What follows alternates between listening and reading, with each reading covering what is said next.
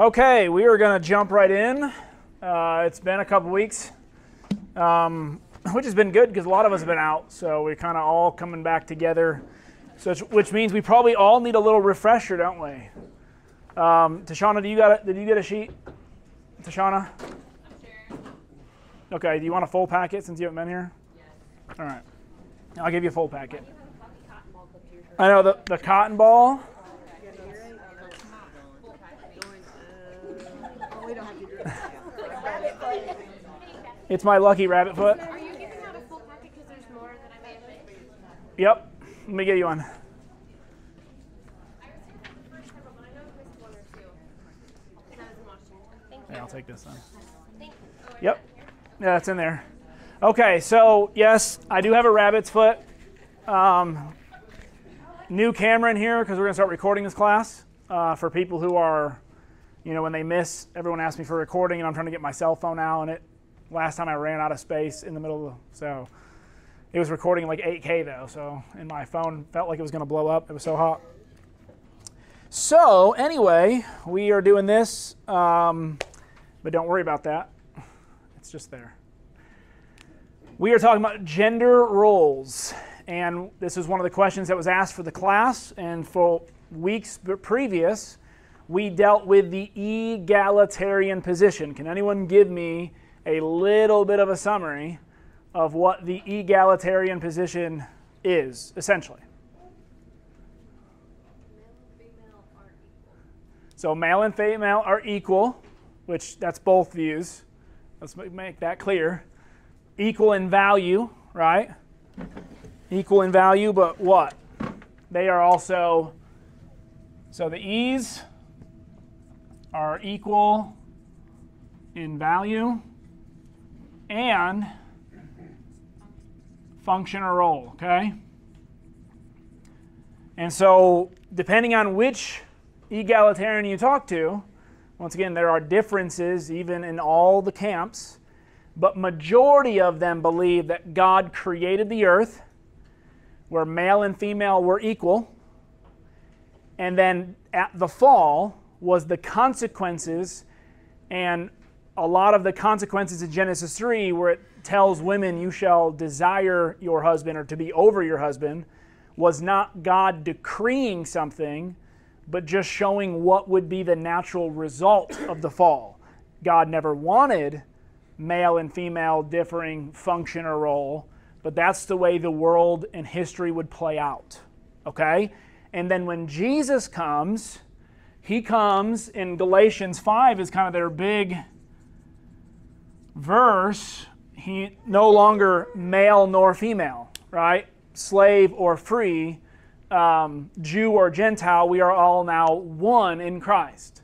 So essentially, they believe that Christ came and redeemed that initial relationship between men and women, but culture still had to be played out in the New Testament. Meaning there were still cultural things that you couldn't just change the system like that.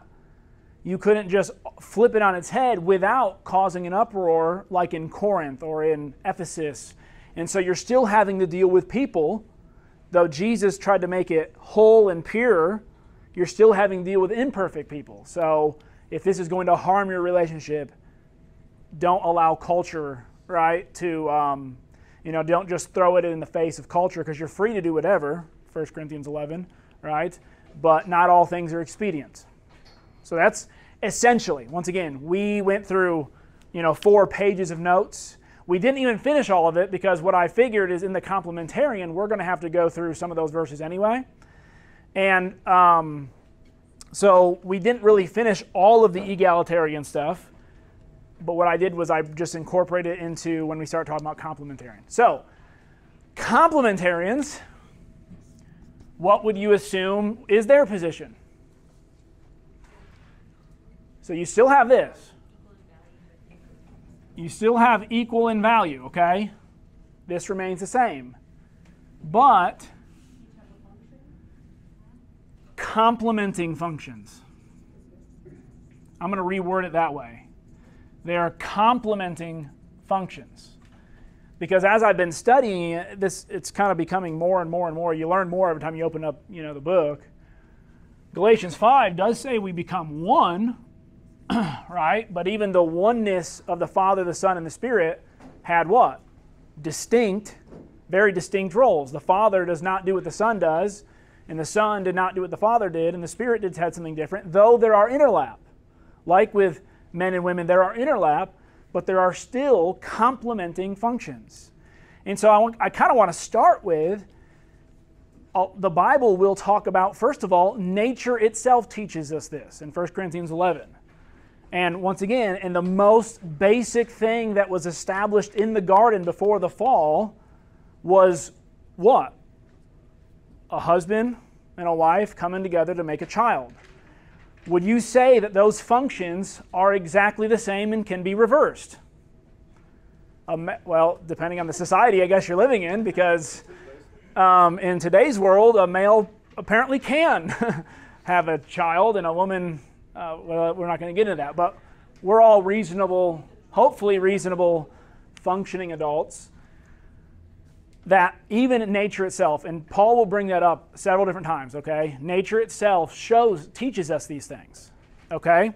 So, and the egalitarians kind of come at that, and we talked about that a little bit. Well, there are some animal species that the male does carry children. The seahorse, is that right? So, but they didn't have a whole biology textbook to look at when you're looking at nature itself, the things that they knew, right? I'm sure you can find species that there are species where the female eats the male after they're done having babies, are we going to? So, all right, okay. I mean, that may be a good system, I don't know.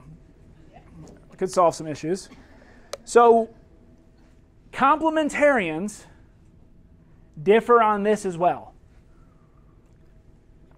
I am of the complementarian position, and I told you that from the beginning, that God always designed, even in the garden, the differing functions. Okay? And the fall was that it put those differing functions at odds with each other for the first time. In the garden, it worked purposely and harmoniously. I've been working out for 10 minutes. Purposely and harmoniously. And at the fall, one of the consequences was now all of a sudden things that were at harmony, things that nobody would have cared about, things that everything functioned together, right? The animal world, even the creatures in the sea, they all complemented one another. And it got distorted. And so instead of following your role, even what we see in today's world, there will be times where men become docile and do nothing and do not step up into their leadership role and their male headship role.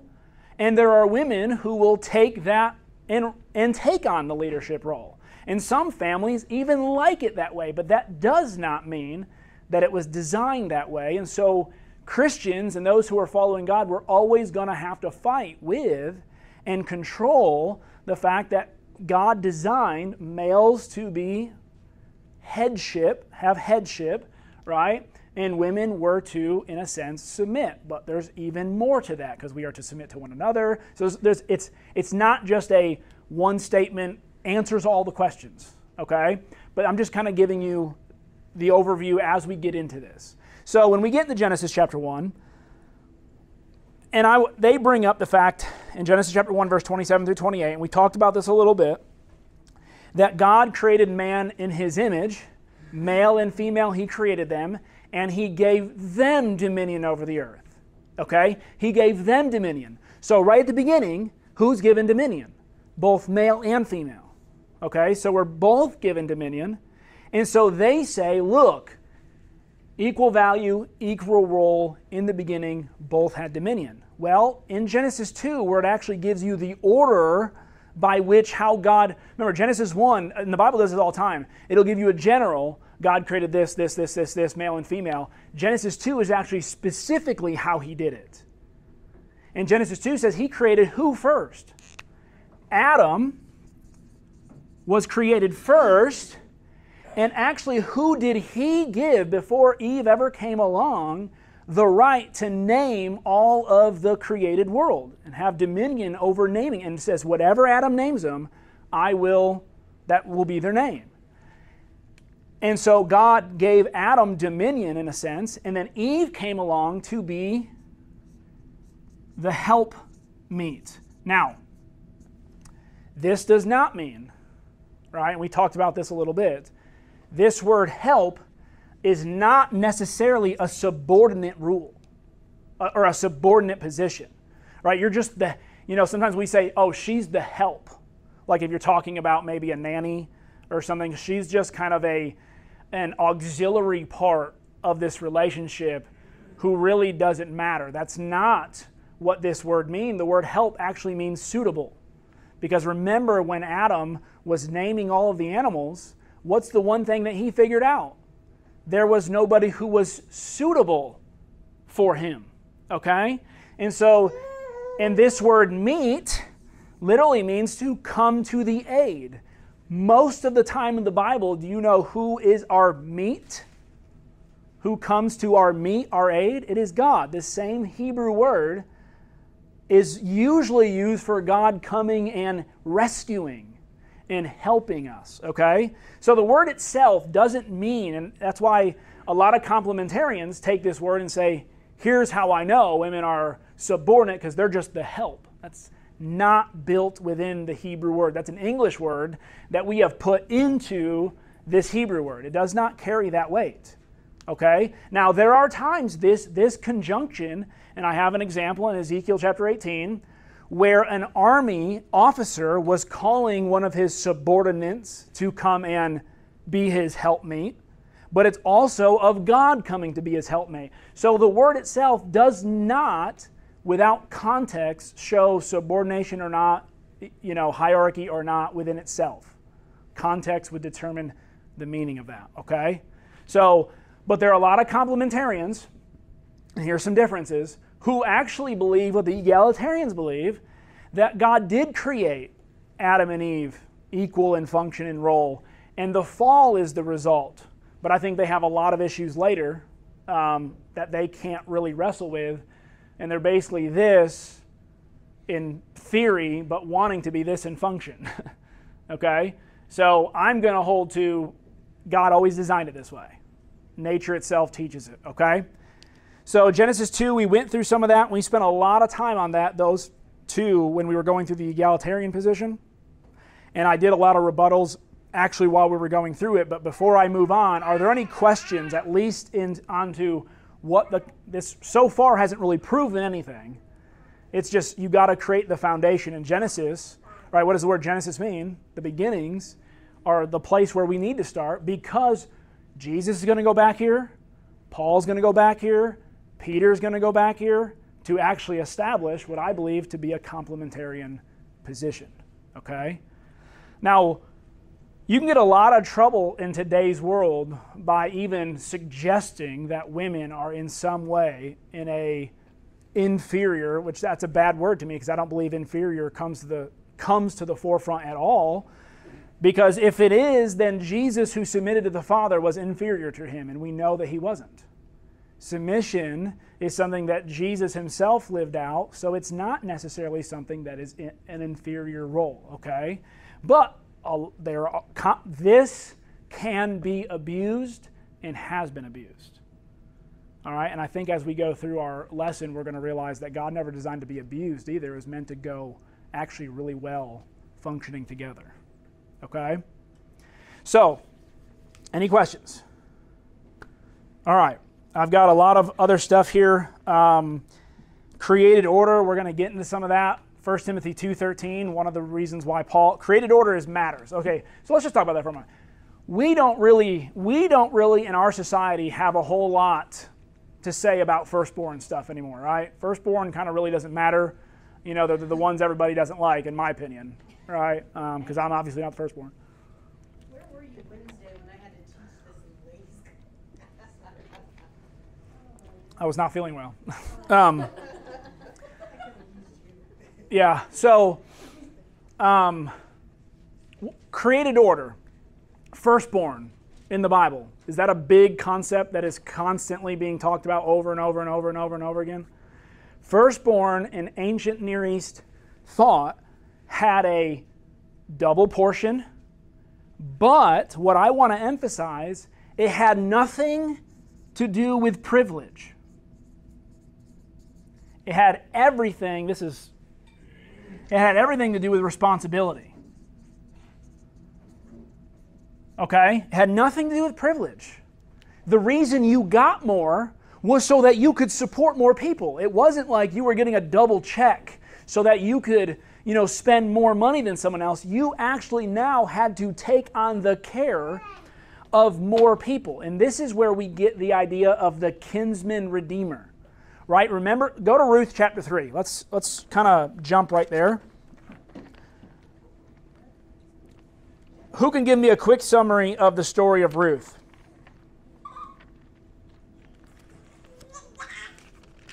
What's going on in Ruth's day? Who is Ruth? What is she? She's the daughter-in-law of Naomi, I believe, is that her name? Yep. Okay. All the husbands died, and she goes back to her with her religion. Okay.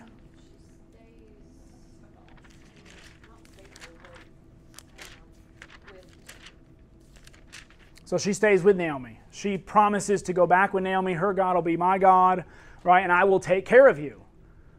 Well, when she moves to a Jewish society, what does she realize about women's ability to take care of themselves?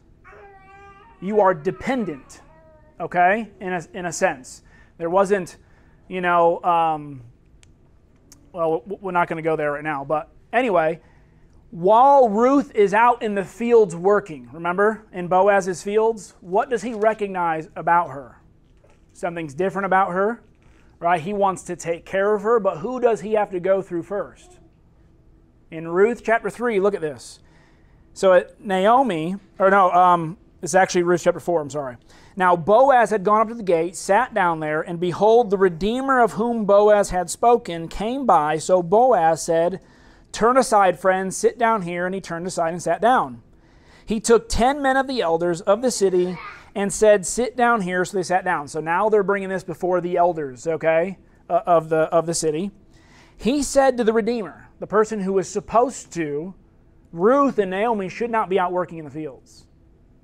When they got back, they should have been what? They should have been redeemed. And what that means is we're going to see here in a moment. He said to the Redeemer, "Naomi, who has come back from the country of Moab, is selling the parcel of land that belonged to our relative Elimelech."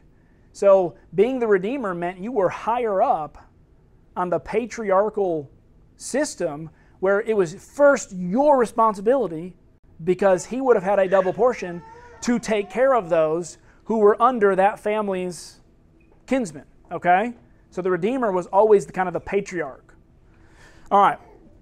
So I thought I would tell you of it, inform you that, hey, they're out working in the fields, and Naomi's now having to sell the last of her land just to survive.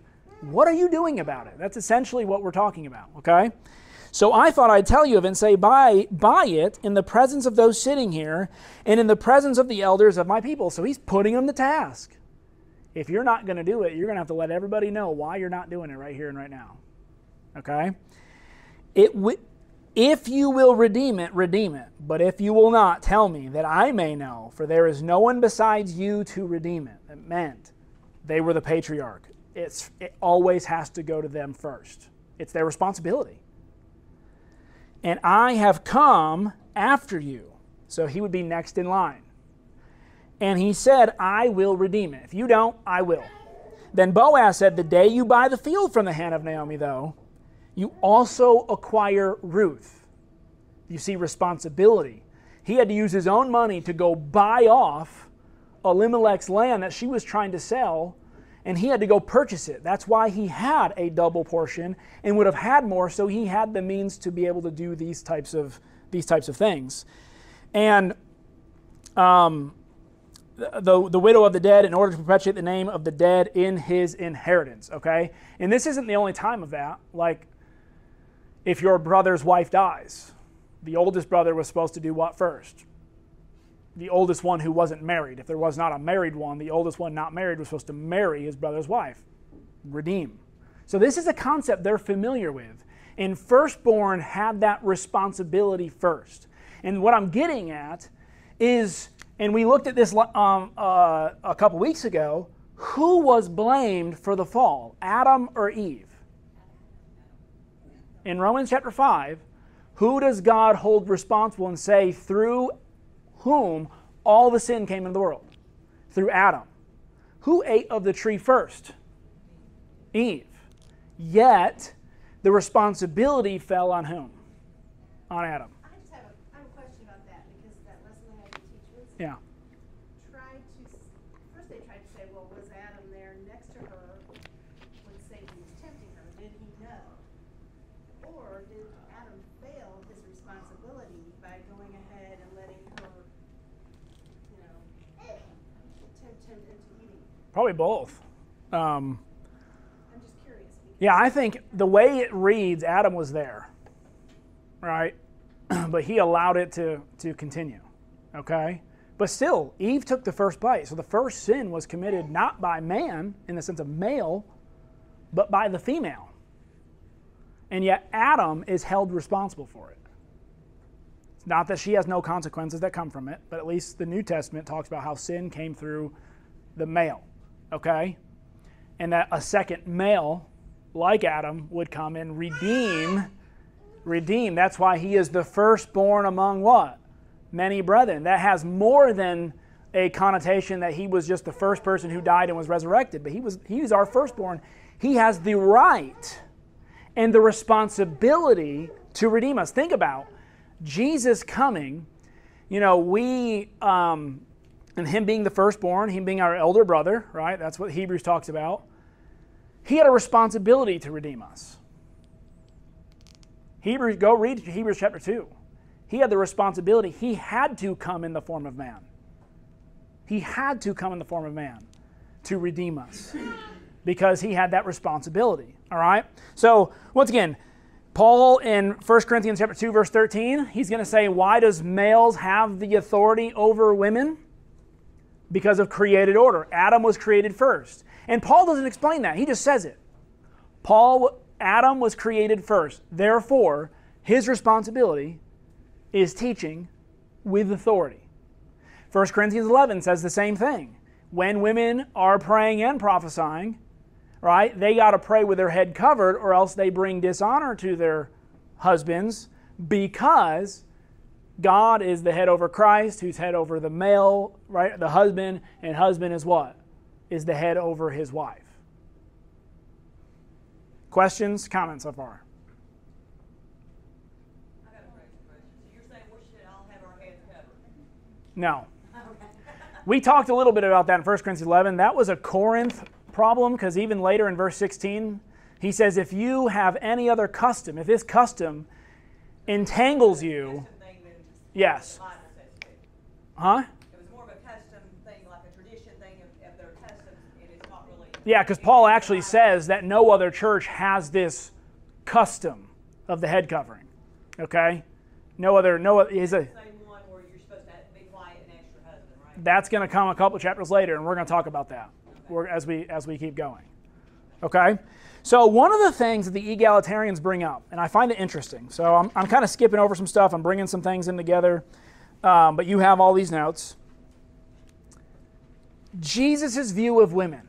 Remember when we're in the egalitarian position, and they spent a lot of time about Jesus' treatment of women. The fact of the matter is that he actually allowed them to study under a rabbi. They were able to be disciples. They were given the responsibility to preach the first gospel, to tell the first gospel story. Remember, Mary and Martha were told to go tell the disciples and all who were meeting in Mary's house about the resurrected Jesus. And that, supporting women, leading women, supported and funded. And it was interesting when one of my friends, I was listening to a podcast, one of my friends, kind of challenged this. And he said, well, why didn't Jesus, if he was really kind of establishing and really wanted to nail the coffin home that women were supposed to be apostles and have authority over men, why did he not make some of these women, why did he not make them an apostle? And so then they backtrack, and this guy spent 40 minutes talking about how Jesus went against culture, raised women up out of culture, right? Combated culture, was willing to break traditions, and social barriers. And then he said, well, Jesus would not have had any respect if he would have broken that tradition, that social tradition. That would have been going too far. And a friend was kind of like, that's weak sauce. That's iffy, because Jesus did not care. He broke political. He didn't care who it made mad. He went on Sabbath purposely to stir the pot, to teach proper teaching. Okay? So we have a system where Jesus selected 12, and even in Acts, if he was going to do it, when they were selecting a new apostle, it also had to be a male who was there at all and witnessed all the things of Jesus. Not even a female's name was put up. Why is that, right? That's interesting. Okay? So we have to create a theology that allows women... Thanks, honey. See, this is why women don't teach. We have to create a system that allows women to teach in some capacity, because we have women who were prophesying, who were teaching, who were able to share the gospel. But also have a system that realizes that there is a time and a place that is, what we're going to be, this is where we're going to go, is inappropriate. You understand that? So, I have nothing against women being educated in the Word of God. I recommend that. I recommend that women share the gospel with people. I recommend that women are able to teach what they believe in to others. But there's a place in which we're going to see Jesus established and the apostles established where it would not be appropriate, where it would be taking the authority over of a man. That make sense? Okay, so let's jump right in for any questions on Jesus' treatment of women and him not selecting them as apostles. Once again, none of this so far is kind of slam dunk stuff, right? Old Testament has places where women, all of a sudden, they take, they're women who are judges. We got to answer all those questions, but I won't be able to answer it all, right? Are there exceptions? Yes. Are there things that happen? Yes. Can I explain them all? No. But can I know for sure what God desires? It's kind of like the whole idea of Moses writing a certificate of marriage or a divorce. Jesus, when he's questioned, when they say, hey, Moses wrote the certificate, was he right or not? He goes, why did Moses have to write it in the first place? Why are we in this situation? You had a hardness of heart. Something was going wrong. Men weren't treating women the way they ought to have been treated. Go back and read why they had to write a certificate of divorce. Is men were divorcing women, passing them around, and then when they wanted them back, just went and said, you know what, you're mine. And so Moses says, no. To protect women, he wrote the certificate of divorce so women go, no, you put me away. You have no right or claim to me anymore. It was a protection, but Jesus goes back to the beginning. But in the beginning, it was not so. So there are times and places in the Old Testament, right, where even David acts as a priest. But who's around to act like? No priest that is faithful is around to act like it. Is it okay? Is it normative? No. Like when David ate the showbread, remember? And Jesus brings it up. Is he normally supposed to eat the showbread? No, but was there a time and a place and a circumstance where that had to take place and God didn't condemn it? Yeah. So we're not going to be talking about you could name 1,000 exceptions. What if you're over in Germany and the men, nobody will get up and lead, and women, okay, there are probably cases and exceptions to the rule, but we're going to be sticking, at least in what I plan to do, to the rule. So let's go to 1 Corinthians 14. To me, this is the biggest, where both the egalitarians and the complementarians have to figure out what in the world's going on. Because I'm going to tell you, it's a problem for everybody.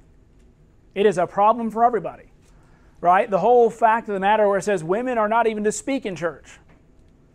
Well, we have very good Bible classes in here, and women give a lot of good comments. Have they broken 1 Corinthians 14, 36 through following? That's what we're going to talk about. So, here's first, 1 Corinthians 11. We do have women who are praying and prophesying. Okay? But everything leading up to 1 Corinthians 11 and verse 17 is seems to be in a general, overall, these things are going on. We're not told where they're going on, when they're going on, but Paul is going to start honing in on the fact of when you are together as a church, when you are together as the ecclesia, the rules change. And he even starts in verse 17 after he talks about the male-female headship. Look at verse 17. But, and now he's changing lanes. That's why I believe 1 Corinthians 11, the first 16 verses actually attach better to the 1 Corinthians 10, the end of chapter 10, than it does in chapter 11. Chapter 11 should start in chapter 11, verse 17, because he's now changing to assembly only. But in the following instructions, I do not commend you, because when you come together, it is for better or for worse. And he's going to go on to talk about when you come together as a church and you're partaking of the Lord's Supper. You're dishonoring the Lord by the way you partake in the Lord's Supper, okay? So I'm not going to go through, that's our study. Then in chapter 12, he's going to talk about the spiritual gifts and how they are used in the assembly and in the body. And we're fighting over, well, who's got the better gift? I can speak in tongues, you can't, right? You just imagine like the high school play yard, right? Well, maybe it should be middle school. A lot of my high school ends up with those same problems. And then we get into 1 Corinthians 14. And now, once again, I believe we're still in the assembly, and here is why. If you don't know where I am, I don't either. We're on the very last page, and we're going to be looking at, well, very last page, right at the top.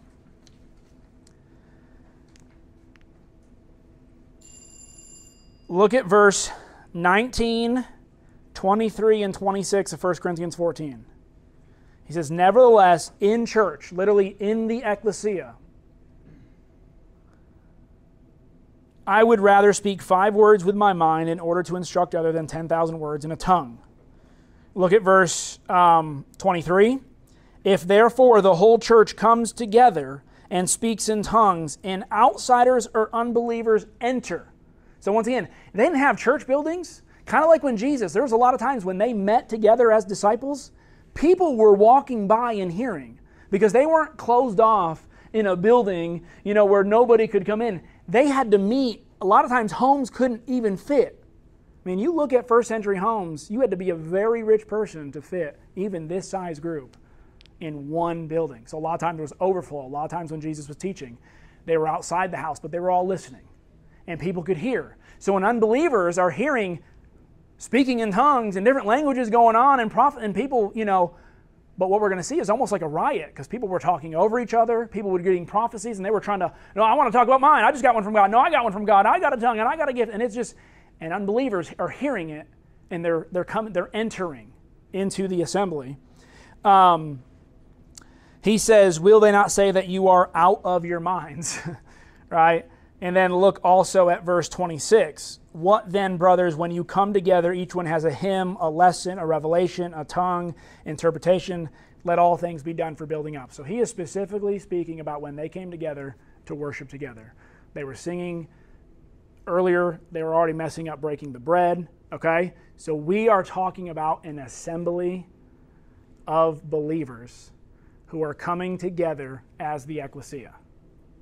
So that helps us in our context, because even in 1 Corinthians 14, when we get later, women are not to speak where? In church. The word church is just ecclesia, but that word became the gathering of the saints. When you came together, women were not to speak. They were to be silent. So we're speaking about an assembly. 1 Corinthians 11, to me, cannot then be the assembly where they were praying and prophesying, because Paul won't say one time, hey, yeah, women are praying and prophesying, and it's okay as long as they don't take over their, as long as they are remaining in subject to their husbands. But now, 3 chapters later, in the same letter, I want them to be silent in the church. Well, how can they be praying and prophesying over here and be silent over here?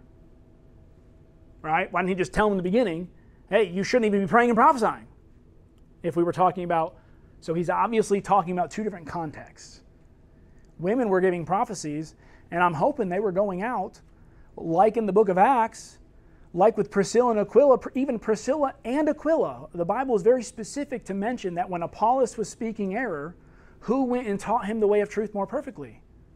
He took them aside. Priscilla and Aquila were a part of the teaching of Apollos the way more perfectly. So there is a context in which women ought to be teaching, ought to be prophesying, ought to be praying. And I'm not going to get into when and where and what. That's not really the purpose right here.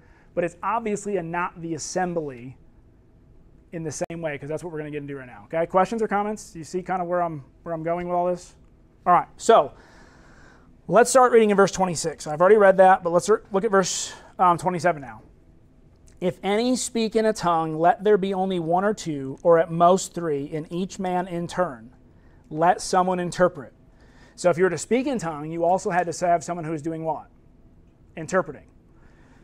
But if there is no one to interpret, let each of them keep silent, so that women are not the only ones who are to be kept silent in the church.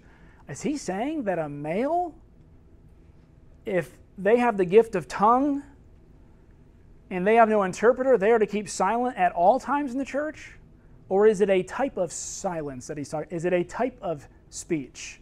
That's what we're going to get into, because actually the Greek word that's going to be say they are not to speak in church is actually the word to make a declaration. It's not that they, I've really got an itch, can I go to the bathroom, but I can't say it because, right? It's speaking about a declaration. It's a type of speech. And all these people are about to be silented with a type of speech. Okay? So we're going to pick up that next.